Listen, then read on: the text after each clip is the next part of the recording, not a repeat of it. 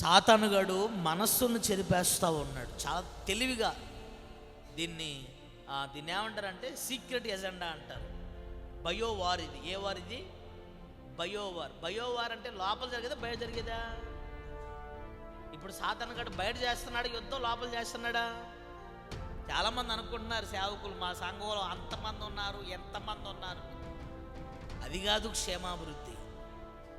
ఒక మనిషి హృదయపూర్వకంగా ప్రభు సన్నిధిలోకి వచ్చి మనసులో ఏమీ పెట్టుకోకుండా, మనసులో ఏమీ పెట్టుకోకుండా అంటే ఏ పాపం, ఏ రోత, ఏ దరిద్రత, మనుషుల మీద కొన్ని అభిప్రాయాలు, కొన్ని కుటుంబాల మీద కొన్ని అభిప్రాయాలు, వ్యక్తుల మీద కొన్ని అభిప్రాయాలు మనసులో పెట్టుకొని మనిషిగా మనం భక్తి చేస్తే కనుక వాడంత శాపగ్రస్తుడు మరొకడు లేడు.